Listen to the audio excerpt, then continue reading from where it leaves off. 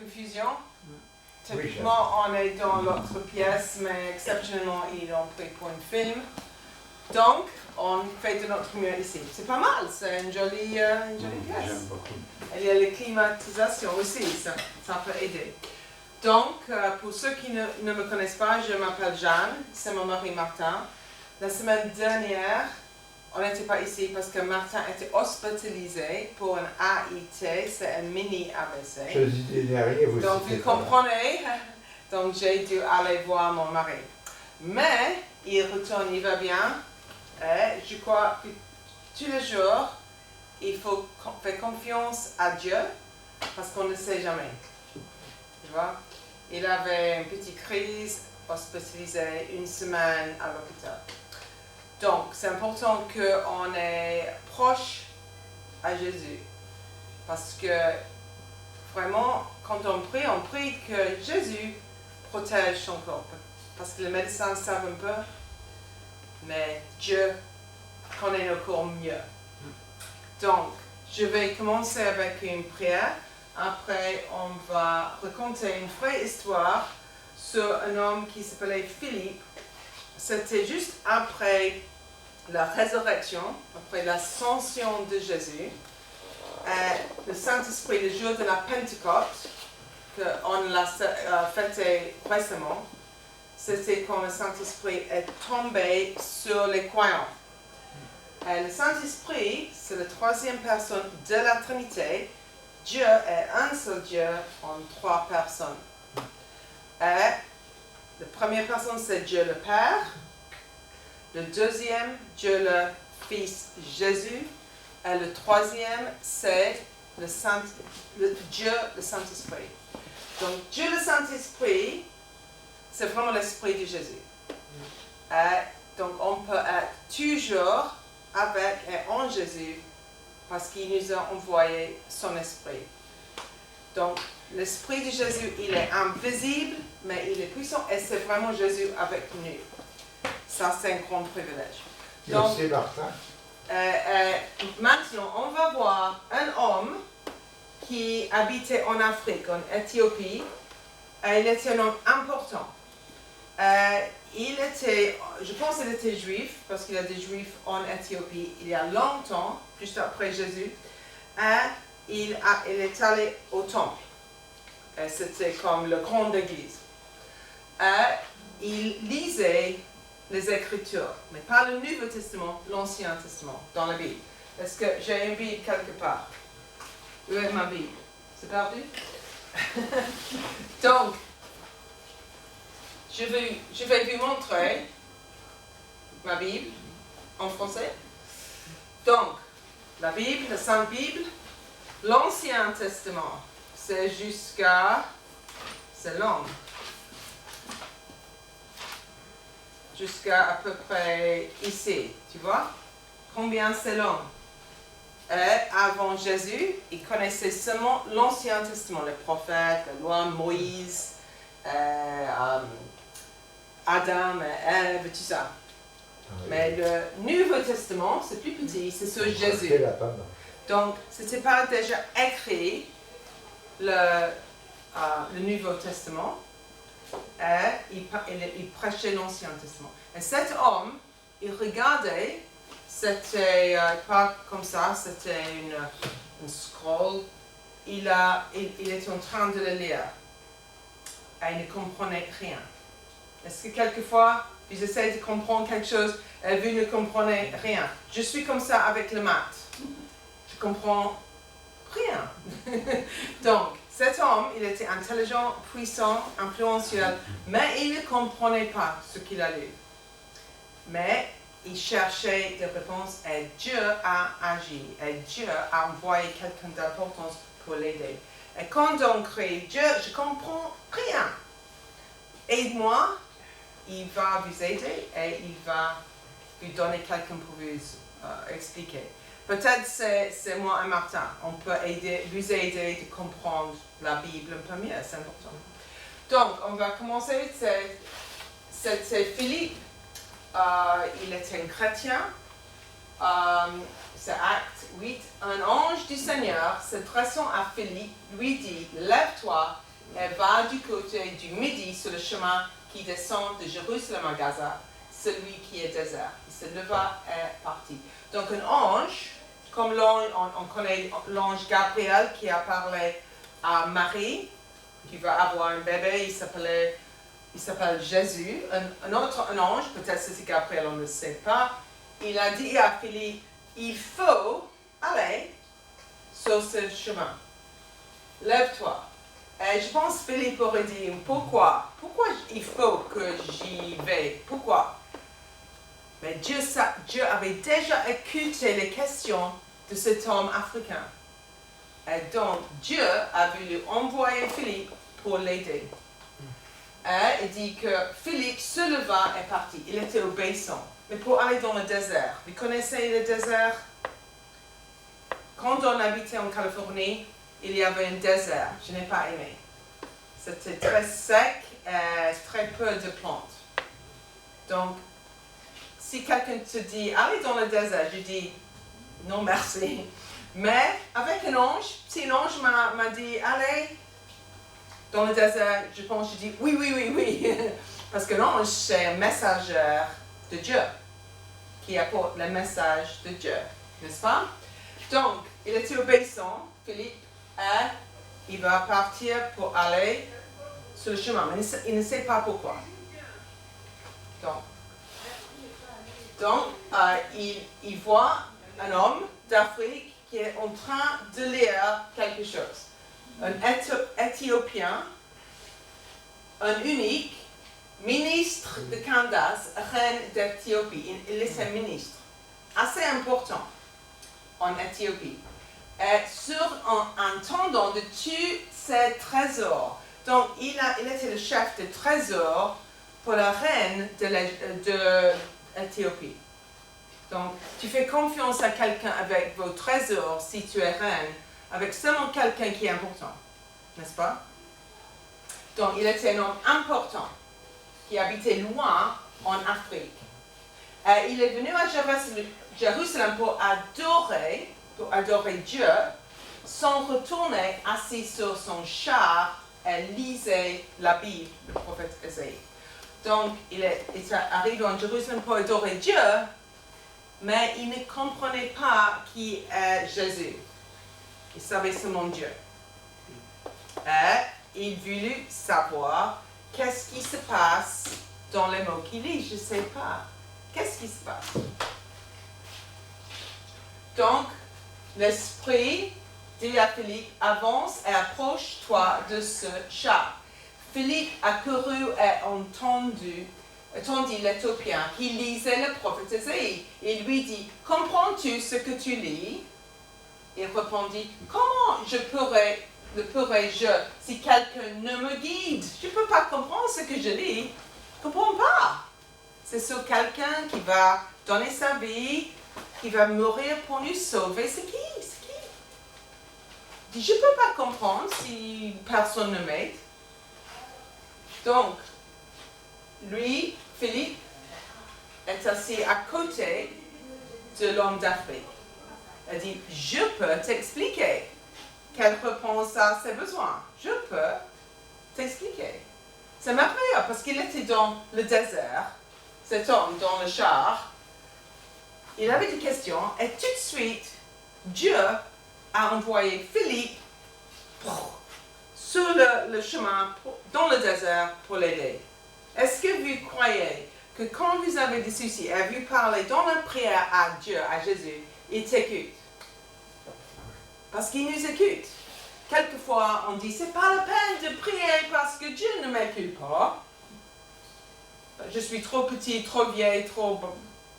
Non, c'est pas vrai. Dieu nous écoute. Comme Dieu a écouté cet homme de l'Afrique. Il a écouté et il a donné une solution. Philippe. Et maintenant, Philippe est à côté de cet homme africain pour expliquer ce qu'il lit dans la Bible. C'est merveilleux. Le passage de l'Écriture qu'il lisait était celui-ci. Donc c'est un passage très connu et il parle de Jésus. Donc qu'est-ce que Jésus a fait pour nous sauver? Qu'est-ce qu'il a fait? Je vous donne un indice. Qu'est-ce que Jésus a fait? Il nous a donné sa vie quand il est mort sur la croix. Voilà, bravo! Sur la croix. C'était horrible, mais il devait mourir pour nous pardonner, n'est-ce pas? S'il n'avait pas donné sa vie, nous ne sommes pas pardonnés, on reste loin de Dieu. Donc il a choisi, parce que Jésus est Dieu, de venir, il est né à Bethléem, mais il est toujours en existence, parce qu'il est Dieu, pour venir dans cette terre très compliquée et difficile, parce qu'il nous aime pour nous sauver. Donc il a choisi de donner sa vie en sacrifice, parce que je mérite la mort éventuellement, et lui aussi. Il dit non, je le pardonne, je prends la place, je meurs dans leur place. Et donc, ça, de conséquence, si on fait confiance, si on croit en Jésus, nous sommes sauvés, nous sommes pardonnés. Et un jour, on va arriver dans le paradis, s'il est notre sauveur, n'est-ce pas? Ça, c'est tellement important. Et c'était déjà écrit dans l'Ancien Testament. Ici, c'est le prophète Ésaïe, c'est écrit. Et cet homme dit, mais est-ce que quelqu'un a donné sa vie pour nous sauver? C'est qui? C'est toi, Philippe? Et Philippe dit, non, non, non, c'est Jésus. C'est Jésus. Donc, la Bible a dit, ce que l'homme, l'Africain lisait, il lisait, comme un agneau, muet, devant celui qui le tend, il n'a point ouvert sa bouche. Dans son humiliation, son jugement a été levé et sa postérité qu'elle dépendra, car sa vie a été retranchée de la terre. Et je comprends pourquoi il ne comprend rien. Parce que c'est quoi ça? Un agneau qui va mourir. Mais si vous connaissez, je pense dans la messe, on parle de l'agneau immolé, l'agneau.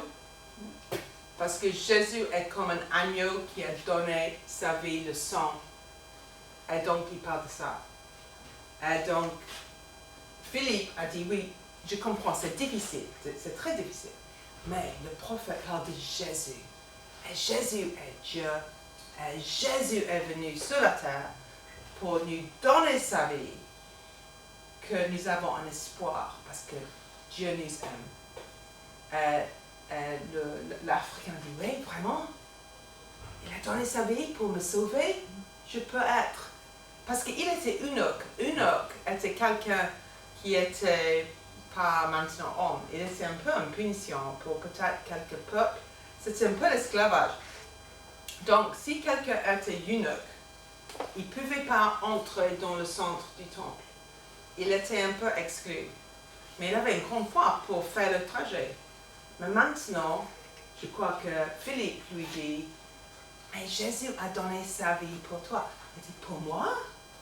Pour moi, mais je suis de l'Afrique. Je suis un eunuque. Je suis rien.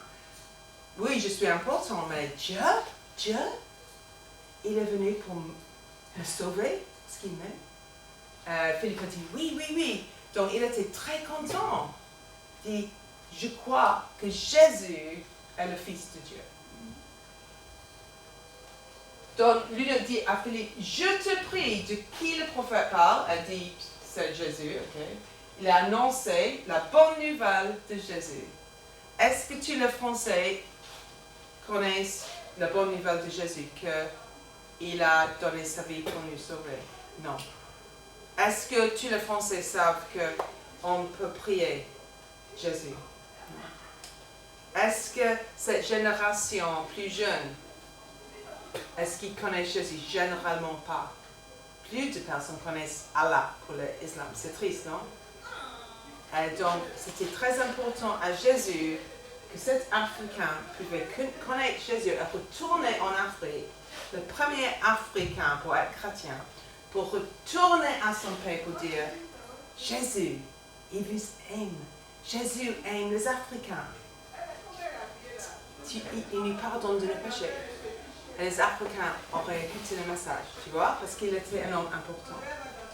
Donc, ici en France, Jésus veut que tous les Français connaissent Jésus. Vous avez l'opportunité comme enfant, je crois, d'aller à la messe, fêter Noël, Pâques.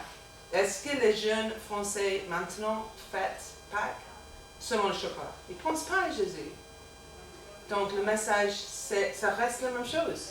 Dieu veut que tout le monde connaisse combien il nous aime et il a donné sa vie pour nous sauver.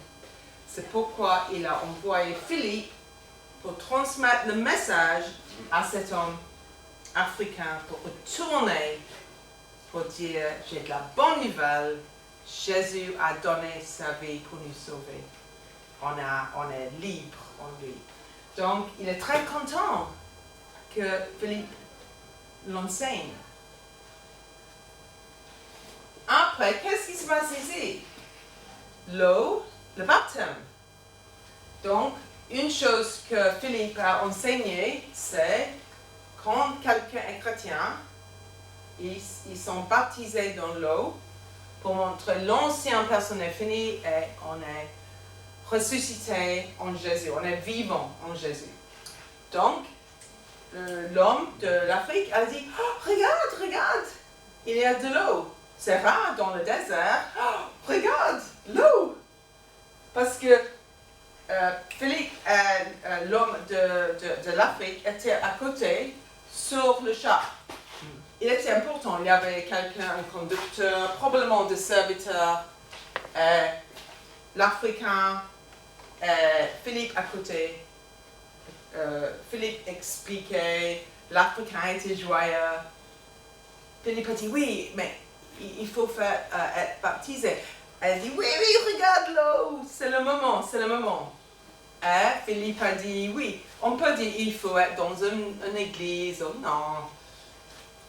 Et donc, ils sont arrêtés, ils ont quitté le char, et maintenant, tu vois, l'Africain est baptisé.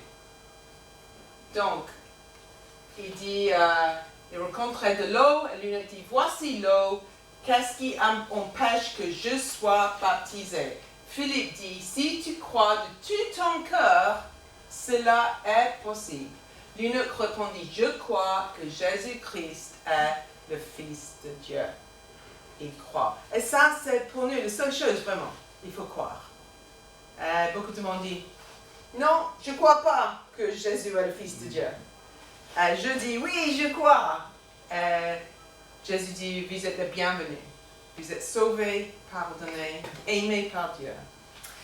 Donc, il était le premier Africain pour être chrétien. Est-ce que vous croyez? Il est retourné joyeux? Il est retourné joyeux. Donc, il fait arrêter le char. Philippe et l'eunuque descendirent tous deux dans l'eau. Philippe baptisa l'eunuque. Quand ils furent sortis de l'eau, l'Esprit du Seigneur, le Saint-Esprit, enleva Philippe et l'eunuque ne le vit plus, tandis que joyeux, il poursuivait sa route. Donc il était très joyeux. Philippe est parti, il continue, il n'est plus dans la confusion. Il comprend la Bible, il comprend la bonne nouvelle de Jésus, il retourne en Afrique. Et je crois, quand il arrive, est-ce que vous savez qu'est-ce qui s'est passé moi? Je lisais la Bible et quelqu'un est arrivé pour m'expliquer. C'était un miracle parce que j'étais dans le désert. Il n'y a personne. Et Dieu m'a envoyé quelqu'un pour m'aider. Donc, est-ce que l'eunuque est dans le ciel maintenant? Oui, parce qu'il a cru. Donc, c'est un message pour nous tous que Jésus nous a donné sa vie pour nous pardonner. Il nous aime et il veut que les Français connaissent le message que Jésus nous aime. Il est avec nous, n'est-ce pas? Ok, on va chanter.